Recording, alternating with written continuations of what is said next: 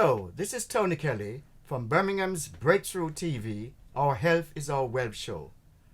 On today's show, my special guest is Sophia Morgan Genus, who our paths have crossed quite a lot because she too is in the community doing a lot of stuff and in the health and well-being field. Sophia Morgan Genus, may I welcome you to the show. It's good to have you. Oh, thank you. Great to be here. Right, thank you. So, without further ado, I'm going to start at what we would call the very beginning in terms of your early upbringing and childhood. I leave the floor to you, Sophia. Tell us about that in your own way. Okay, well, I come from Jamaican parents and they came to England. I grew up in London with my dad and my stepmother. And then at the age around about 10, 11, I moved up to Birmingham. So if my accent is a bit strange, that's the reason why. Okay. I left from kind of busy London to Kings Norton, which was at the time, Rural. yes, very country. You could smell the cows. It was just really, really strange. And a very predominantly white area. And so it was a very culture shock, bit of a change for me.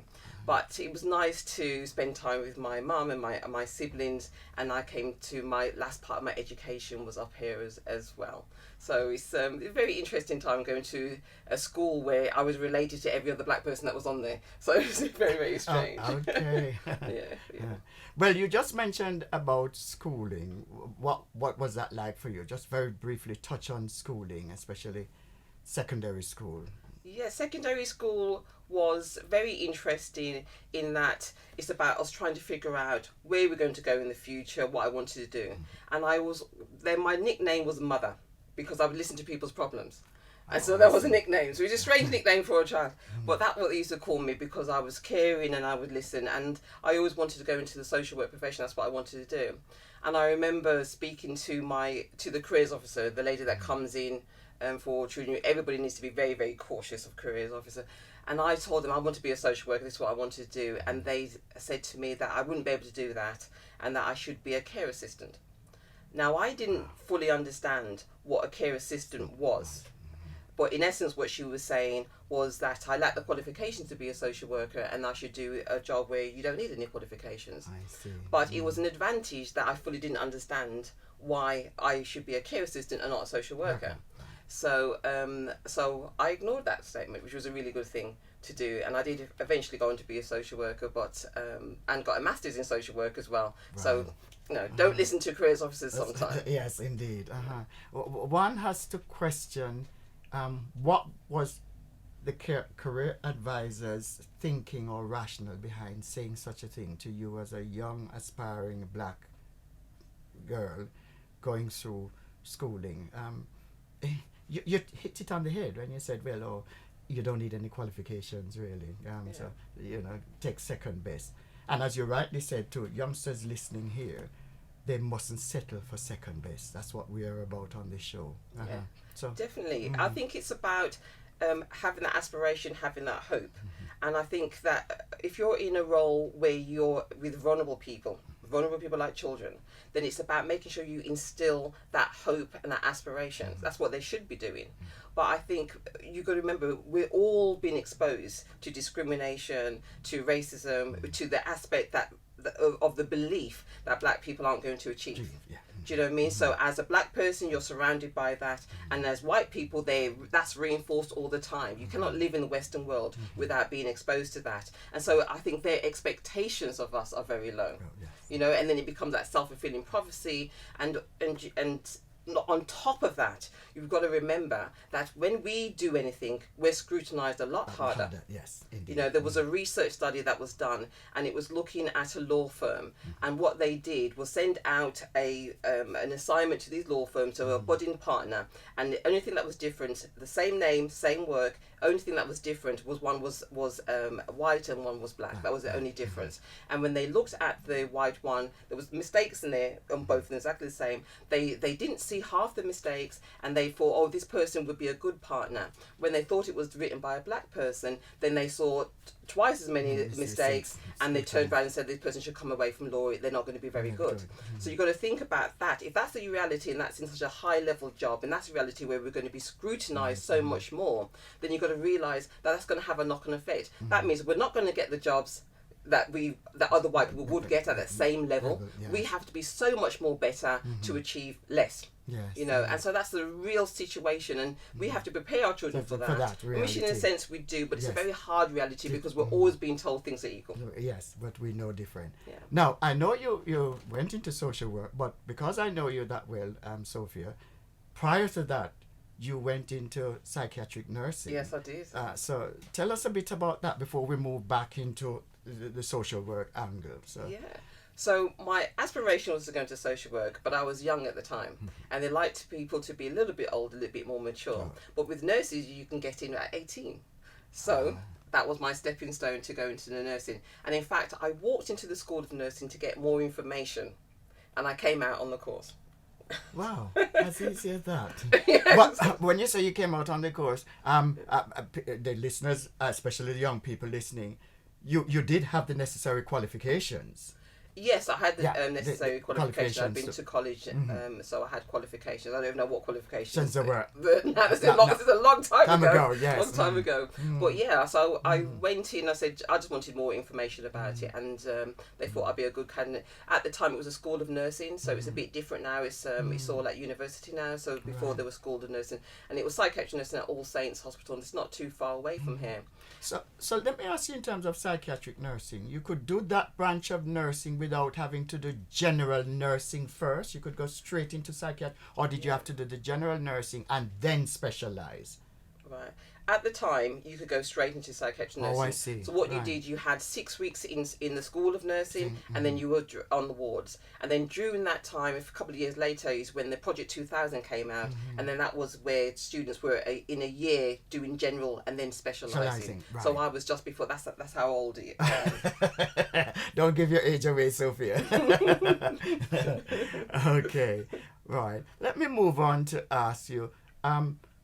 Why then this sudden change from, how long did you do the psychiatric nursing for? And then why did you then decide, I'm going to head and retrain to become a social worker, ending up doing a master's in social work as well? Why that flip or switch? Well, what happened is that my dream was to go into social work, so this was really a stepping stone, and it filled that gap. And I always think it's good to have a backup plan anyway. Plan B. And so when I'd finished training as a nurse, I actually applied straight away to go on a social work course, because that was what I really wanted to do. But the advantage of having this nursing was I was able to work nights, which helped to pay for my social work. It was a degree I was doing at the time, so it helped to pay for my social work degree. So that was really useful, and I had all that experience. Now, normally when you go from a qualification into another one, you can jump a year or jump some time. Credits. Get some credits for that time, very much. And but we think of academia as being fair. Academia is not fair. It took them a year to tell me that I didn't have to do the first year. Really? By which time you're done the first Exactly. year. Exactly. Do you know what I mean? And that's when I fully understood, I got a taste of the imbalance in life, because I was still very young and very thinking very positively, but I saw in education how black students were being treated so much differently than white students. It was very, very harsh, actually. It was very painful. When I finished my degree, then I actually started to, I worked for an agency and ended up working in Sandwell Hospital. Okay. Which is really Full strange. circle. So I was full circle. So I was social working, but I was actually inside the hospital. So it was a full circle. And then that was when I first encountered in Sandwell. And then I've worked in Sandwell since that time. That was in '97 when I started working in Sandwell. And I still work part-time as a social worker now. I work specialising in mental health. I worked in an organisation, a part of it called the Assertive Engagement Team, and I did that for the majority of my career. I've done that, which is working with people with severe and enduring mental health. And what I do is a role what's now called an AMP, which is approved mental health social worker. So I assist people that need to go into hospital if they need to go into hospital as well. And I train other AMPs on the course, specifically on black mental health as well, in Derby and Birmingham University. I do that. Well, that's good to hear, because I'm going to move to a question about COVID-19. and looking specifically at the impact it has had in terms of people's mental health. The lockdown, the pandemic, people having to be at home, not being able to socialize, not being able to go out and so on. With your mental health background, give the listeners, and even if this is going to come out post-lockdown or after lockdown, how can people, in terms of looking at their mental health, we talk about physical health a lot, tell us more on the mental health side, especially with all the fear factor and the lockdown and pandemic. Broaden it for us from a mental health perspective, please. Definitely. I think bring it all together, this aspect of stress. And I think what happens, this kind of stresses that we can get in life could be things like moving house or change or relationship issues. Things like this are causing stress, health. Do you know what I mean? Finances. These are things that can be very, very stressful. And right now we've encountered a lot of those stresses. So people that haven't known if they're going into work or if they've got a job, they don't know about their finances, they don't know about their health, the health of their family, they don't know what the future, there's been changes. There's so much information going on which has caused a lot of stress. Well, control and lack of control is a big factor. So to help you with that, you can think about what things can you control. So you can decide how much information, especially if it's negative information that you're taking on board, you can control that. You can turn around about how you're living your day, and you talk about physical aspects, and that is still very, very important. So the foods that you're eating, because that can cause you extra stress. So you can't control the outside stress, but you can control if you're eating stressful things. You can control if you're watching stressful things, if you're around stressful people, if you're on the internet or WhatsApp and you're in groups and they're all talking about the COVID and that's causing you stress. You can make choices and you can control that. So even though you can't control the event, what you can control is your response to that event, and depending on how you control that response can determine the outcome. So if you find that going for a walk relaxes you, listening to good music, watching a comedy, that relaxes you, then make those your tools and put them into your lifestyle to help you to cope much more effectively. Okay. One of your answers, which I really loved, was all of it, but this particular bit where you mentioned about we need to be able to be in control of ourselves. I'll give you, and you might be able to comment on this, I'll give you a quick example. An 80-year-old woman, because I've been ringing a lot of elderly people living on their own during this whole pandemic and lockdown situation. And she said to me she's depressed. And I said, why are you depressed? She said, she gets up, she turns on the BBC News 24 channel, news, and from morning till night, she watches all of that. I said, excuse me? You need to watch one news bulletin a day. And you mentioned it. Laughter is the best medicine. The comedies, the Hello Hellos, the Oliver Samuels, the Keeping Up Appearances, the Ain't Half Hot Mom. Wouldn't you be advising people to watch those? Yeah, it's about your environment. So let's go through. So physical, your environment. So a lot of people have been staying in their pajamas all day, or they've been staying inside the house and just sitting in bed, from bed to couch, couch to bed, kind of stuff. So you don't know what physical things they've been feeling low in the mood and been using food in order to fulfill that, and comforting eating and using foods with high sugar, high fat, and so that's been causing another problem. So you can look at all the physical things. They've not been doing physical activity. You know that physical activity helps to lift your mood. So you can put on that old tape that I've been using, the Tybo tapes that from back in the day. And do you know what I mean? Put them on, or do some dancing at home, putting some music and dancing, so have some kind of movement.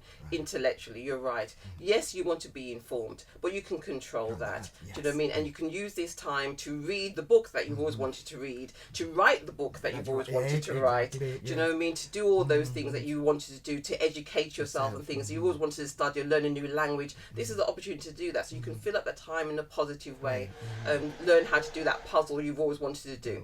So then we've got to look at emotional. Well, now if that's causing you emotional distress and you're on those groups and they're causing you emotional distress, now you can take control of that and say, I'm going to stop that. I'm going to do things that fulfill me emotionally. Relax in a wonderful bath.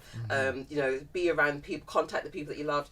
Contact that person you've been meaning to call for so long, you haven't got around to it, you never had the time, but now you've got the time. So you do those kind of things, and that brings them to that social. Choose who you decide to be social around. So if you're in those groups and they're all negative, you're on social media, there's other groups on there which are very positive. Join those groups. We look at being grateful and appreciation and positive affirmations. Have that kind of balance that's going on. And spiritual, yes, you might not be able to go to your place of worship, but there are things online that you can can participate on, and then you can watch on YouTube as well. So there are things that you can do, but it's about you taking control and you saying, okay, then I'm making these choices because these choices are going to be for the betterment of me and not to go into that cycle of depression. Right. I just love those answers, which sort of leads me to the next question as to, well, you're at home. I presume you've been doing with your family, if you have family within your home, you've been doing some of these things that you've just been mentioning. Who's at home with you, and how has the pandemic, the lockdown been for you and the family? Oh, well, I work really hard, and I said I work part-time in social work, and I have my own business as well. So being at home hasn't necessarily been a problem because I've been very busy. I have 2 children left at home, a daughter who's 20 and my youngest one's going to be 16 next month. Right. So it's been very good in that, I mean, we like to talk anyway. We like to have meal times that we can chat and debate. My children, they're very good at right. Yeah, they're very good. They're very good at it. So we can get into some very very long in detailed debate. So that's a wonderful thing. My youngest one, a little bit frustrated not being able to get to school and having contact with their friends, but they're on the phone and they're chatting and they're zooming, so they're still having that contact that way. So my other children who are not at home, then we Zoom and we got a WhatsApp group, a family group, and people are dropping jokes and what's ever happening, they're having debates online. Right. So it feels still good. And my own personal siblings and my mum's in Jamaica at the moment, and my siblings are quite far, so we do Zoom. We do Zoom, we do WhatsApp chat as well. And the thing about it is, because you can physically see that person, it's in real time. It's nice because it feels like that person's actually there with you, and we can chat. I do my hair with my sister, and we're there together, and we're doing the hair together, and we're socializing and we're chatting. So it's it's nice. So the joys of technology have really assisted during this whole lockdown period, because if we didn't have it, remember the days when you'd have to write a letter back to the Caribbean and you'd have to go by airmail or air letter and take 2 weeks to get there. And the reply was 2 weeks to get back. So technology has its uses, although I'm known for the executive producer Shannon Ricketts of the show will tell you, I don't do technology. Yes, I remember. I'm a technophobe. People say, Tony, stop saying that. But you clearly are on top of it. Well, you have to, because you have your own business, which we're going to come on to in a bit as well. Yeah. Okay, so but you have to get a balance with technology as well. And I think that even turning the technology off, it can be very, very positive as well. And having those quality times. Me and my children, we like to play dominoes. So we play dominoes and Monopoly. And that's the kind of thing where you might have some music in the background and you're playing. And sometimes you need those kind of human to human social contact and social interactions. So be careful with too much technology as well. All right. I'm going to cut to the chase and ask you, because of your background and so on, we'll come into some of that later. Well, why do you think black people in Britain have been more seriously impacted by the coronavirus and COVID-19 in terms of deaths, in terms of infections, in terms of hospitalization, etc.? What's your view on it? Yeah, well, the black community are, by nature, we're the frontline staff. So that's a big factor. That exposure has been a big factor in the fact that we're doing the transport, the nursing. Even though we're not, when they show images, we're not there. In fact, we are there. Even if it's the nursing staff, it was the cleaning staff, the porter staff, we're there. Do you know what I mean? So that kind of exposure in nursing homes and so forth. Also, you've got to remember that we talked briefly about that aspect of the discrimination and that biasness that goes in. Well, that goes through, it just because it's in the medical field doesn't mean it's all of a sudden it stops. Right. Do you know what I mean? So there's an expectation with the black community that our pain threshold is very, very high. There's also an assumption that we want drugs. Do you know what I mean? Which means that when we go in saying that we're in pain, discomfort, we're not being treated the same as our white counterparts. Do you know what I mean? We're not being believed as much as our white counterparts, and that has a knock-on effect. Now, we don't trust the health system as well. there's a history of us Right. being mistreated within the health systems, with experiments being done on us without us even knowing about it. So these are kind of things which are we're fearful about, we're extra cautious about. And so it's really hard to go to somebody who we know has been very oppressive, and all of a sudden we're going to them for help. Do you know what I mean? We're going to do that as a last resort, not as a first resort. So all these different kind of factors can come into play, really. Do you know what I mean? And I know that if you read the newspapers, they talk about the fact that our comorbidity, and the thing about it, if that was consistent, then it would be consistent in all other countries as well. I agree with you on that. Do you know what I I mean? have to take my hat off to you on that one. That would be the same in the Caribbean, but it doesn't follow through. Yeah, and Africa especially. And Africa as well. Yeah. Yes. Yeah. Yes. Sophia, I know you as an advocate, because we've met at various community events and so on, of health and well-being. Tell us exactly, what does your involvement in that entail as an advocate, as an activist, a community person leading on this health and well-being agenda? You've touched on some of it, but tell us a bit more. What does that entail for you? Okay, so yes, my profession, being psychiatric nurse and social worker, I'm exposed to that kind of the health field that way. And also with my own business, with Morgan Genus Limited, we focus on health and well-being, so specialising in magnesium products. So when, about 12, 13 years ago, I met a gentleman called Noel Rogers, and he was a biochemist, and he's the one that introduced me to the aspect of magnesium. And I'm thinking, well, I've been in the health profession for a long time. Why don't I know about it? And then we talked about the meat industry, the dairy industry, the pharmaceutical industry, where it's really designed to make people unwell, not to kill, but unwell. Do you know what I mean? That's how they get their money. And it's about thinking, well, let's look at the human body, and instead of looking at all these different elements, let's bring it all the way down to the human cell. What does a cell need in order to be healthy and well? And if you've got healthy cells which make up your body, then you've got a healthy body. So it's about looking at how do we alkaline the body? What minerals, what nutrients does your body need? If you turn it down to that part, what causes the body to be acid? And when you go down to that element, then it's about mastering health and well-being. So I thought this is something that needs to be shared, and that's how I started into looking at specifically about magnesium, because it's a mineral of relaxation, rejuvenation. It's like the engine behind your body, to help your body to function more effectively. So it's so vital to health and well-being, and but 80 to 90% of us are depleted in this mineral. So that was my journey on spreading that word out and spreading that to as many people as I can. I love to talk about magnesium. I think it's so important. I want people to use it. And so we developed products, which is bath salts, which is in its natural form, lotions, oils, and body butters, body wash, so that you've got no excuse. Get the magnesium in, you know. Ideally, it would have been in your leafy greens, but we're not eating enough leafy greens, and how food's being manufactured and farmed nowadays means that it's depleted of vital minerals. So before, the waste products would end up on the food as manure, and those minerals would be recycled. Now that waste product is put in the ocean, and chemicals are put on the food. Do you know what I mean? So now we're eating more, but we're malnourished.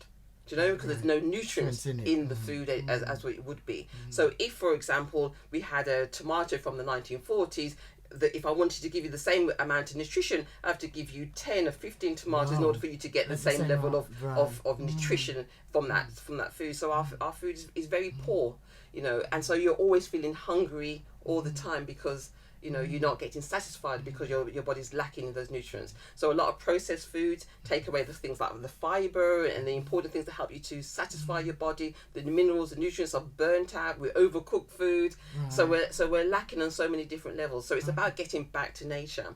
So because we've been exposed to that, it makes our bodies very acid, and it's about what can we do to alkaline our body.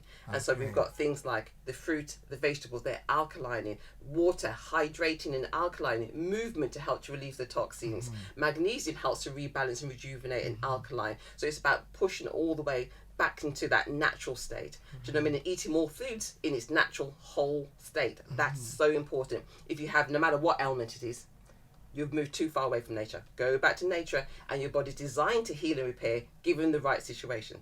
Yeah, so that's what I. Okay. That's what Now I you recommend. mentioned things like bath salts. Yeah. You mentioned things like lotions. So these are all things that you're actually putting on your skin. What exactly do they do? And the various other things you mentioned, which are all sort of skin related. How do they replace the magnesium that we've lost? Right. So with magnesium, because it's a natural relaxant, you're limited how much you can absorb orally via your digestive tract because it would relax your bowels. Yeah, so if you remember Milk Magnesium or Andrews when you was younger, yeah, I remember you remember? Magnesium. Okay, Yes. so if you had an Gosh, upset stomach, you would have that, but it would right. release your bowels. Okay, so we don't want it to do that, but remember your skin is your biggest organ, and so what you put on your skin is also important. So that's the thing we need to remember. So what you put in your hair. So that a lot of black women might relax their hair or put different chemicals in hair. We need to be very careful because that's going into your body. What we're putting on our skin, the chemicals that goes in our skin is going through into our body as well. So we've got to be very careful and make sure that whatever we put in our hair and in our skin, we can put in our mouth. You know, that's important. Right. You know, because it's your biggest organ, it's absorbing it in. So with magnesium, it's much more effective, especially magnesium chloride, which is what we use, much more effective via the skin because it's bypassing your digestive tract and your body's absorbing all that it needs. You can't overdose on it, your body will take exactly what it needs, but it's best to go via your skin. Right. Okay, that's interesting to know. And the fact that you brought up milk of magnesium, I remember Do you remember that? Yes, I certainly do. Very hard to get right now. Yes, I haven't seen that around for years. Yes. I don't know if you'd get it in the Caribbean still, but certainly you wouldn't. I don't think you'd get it. It's very hard to get right now. So, okay, but these products that you've just mentioned, which are all good for you, are equally effective in terms of providing you with the magnesium that you need. Definitely, because you're limited via orally, so via your skin is much better. So soaking for 30 minutes in the bath is ideal, or we've got oils which are very quickly absorbed, or we've got lotions which gives you, it can moisturising as well as boosting your magnesium levels. And so right now when we're going through a lot of stress, our body is releasing magnesium because it tries to relax us. So this is the time we need to get our magnesium levels high. We can do that by increasing our watermelon, our bran, our almonds, our avocado, foods rich, our leafy greens, rich in magnesium. We can also do it by using magnesium products as well. And avoiding things which are causing stress like meat, fish, alcohol, dairy, coffee, soda pop, things like that. Especially, fizzy pop and so on, and especially red meat. We've spoken a lot about magnesium and about the skin and what the skin absorbs. I'd like your take on lack of vitamin D in us as black people with not enough sunlight and so on. What's your take on that? Because I'm sure you must have read up and probably give advice on vitamin D. I have. I think I've got a YouTube video specifically on that. I think it's very, very important. As black people, especially we're on this northern hemisphere, there's not much sunshine, and it takes us 2 weeks of sunshine before we take our coats off. Do you know what I mean? So that's, we don't really expose our skins very well. So yes, the darker you are, you need to get that vitamin D. It's most important that you get it as opposed to a supplement. Be very careful with the supplements because some of them are full of waste products. But it's better that you get natural sunshine. Is going to be the best way, but it can be very, very hard. Now you got to remember that when you get the sunlight, you're getting vitamin D2, but if you're low in magnesium, then your body will find it hard to convert the vitamin D2 into vitamin D3, which is what you actually use, which will help to strengthen your bones and help to balance your calcium levels. So you're right. If you can get that holiday in. When the sun comes out, make sure that you're walking in the sunlight, getting that exposure onto your skin so your body can produce it, and also having your leafy greens and your magnesium so that your body can process it, because it's all linked. Do you know what I mean? It's linked. I'm glad you mentioned leafy greens, and you've mentioned it about 3 times now. Because when I was growing up as a child in Jamaica, although I'm British born, grew up in Jamaica, leafy greens for me was, I'd say, that's rabbit food. So the lettuce, the kale, the spinach, the callaloo, the broccoli, all of those leafy greens, which are, ladies' fingers, okra, all of those things. I wouldn't touch them with a barge pole. Now it's the complete opposite. I eat all of those now. But yes, those are the leafy greens I think you're referring to. Cabbage, lettuce, kale, spinach, callaloo. Exactly. But remember, our taste buds, we can educate our taste buds. And yes, our taste buds quickly goes towards sweet things. So if we know this, we can start with things like green smoothies, where you combined your sweetness of fruit with the leafy greens. So that's a good way of introducing leafy greens to young children. If you do that from a young age as well, then they're already adapted and get used to it. You know, so if you're bringing up your children on processed foods and these beige foods and not giving them the variety, then that's what they become accustomed to. Do you know what I mean? They think, oh, I'm hungry. This is what this is what food is. Do you know what I mean? But you've got to do this way. Take away the fire from whatever you're eating. Take the fire away, and then look at it and tell me whether you can still eat it. So if I give you that raw chicken and I give you a mango or cucumber, and I'm giving you that, you know what's food is. It is, yes. Do you know what I mean? That child knows what's food is. Yes, The one they're going to say, I can't eat that, and one they can eat. Do you know what I mean? So make sure you're introducing more foods, whole foods, more raw foods into your diet and your children's diet. So if you have adapted a certain way, try not to allow your children to do that. Try and introduce it from now, your children, your grandchildren. I know you want to give them a sweetie to make them happy, but give them a peach, give them something that's much more, can have that sweet taste, or grapes or something, but it's going to be actually good for them long term, and create those good habits. Do you know what I mean? That's what we need, those better habits. Right. Now, on this Our Health is Our Wealth show, this has been fascinating hearing all of this coming from you. So there you are, yes, working part-time within the social work arena, but also as being a black woman in business. So consider for me, how has it been over how long you've been doing this? I'm talking in the sense of both sexism and racism. Have those come into play at all, and how have you overcome those hurdles to get to where you are? Yeah, I mean, having your own business, it can have its own challenges in its own right. And I think that that if you think that you're going to go into business and it's going to be easy sailing, that could be a disaster just thinking that. But you can learn from all those different challenges. And so what you will find, and what I've experienced, is sometimes you might talk with males, and they'll talk to you as if you don't understand things. Do you know what I mean? And so that can be looked down. So you hear that, you understand that, you know, people are expressing themselves. Sometimes I think people, whether it's done spitefully, do you know what I mean? It might not be. It's just their own kind of ignorance. So you can look past that. As a black woman, there's all these kind of challenges with my own personal business. I went to another company for assistance, and they were very welcoming, very open. And it was a white company. It was very opening, and in fact, what they did is stole my idea.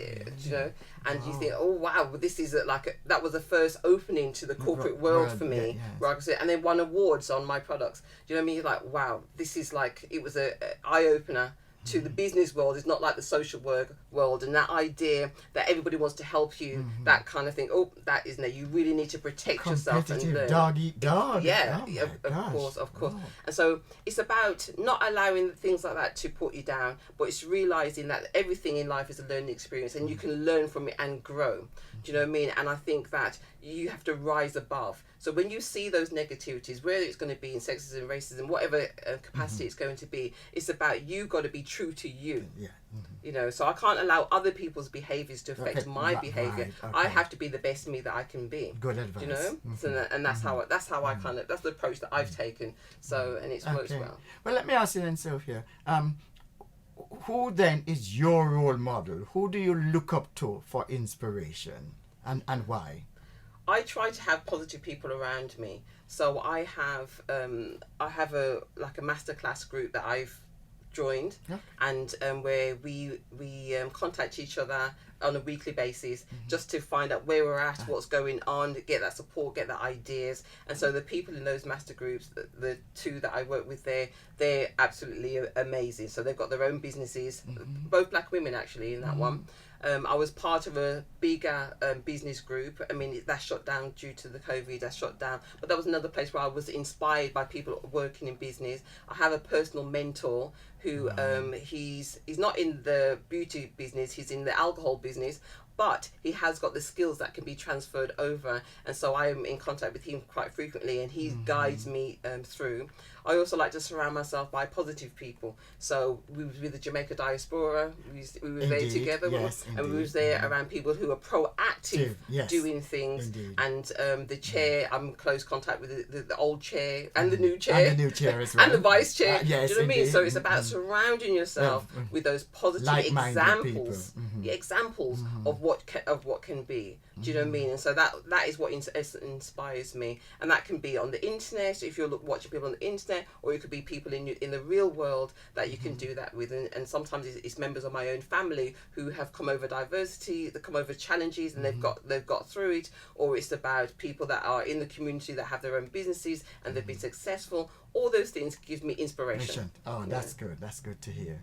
So in this age of social media, Sophia, how can anyone listening to your inspiring discussion today on our Health is Our Wealth show, how can anyone get in touch with you, especially whether to you give a talk, because you're quite motivational, that clearly comes across in terms of your products, etc. Give us some of your social media contacts so we can put it out there for people to know about. Yeah, definitely.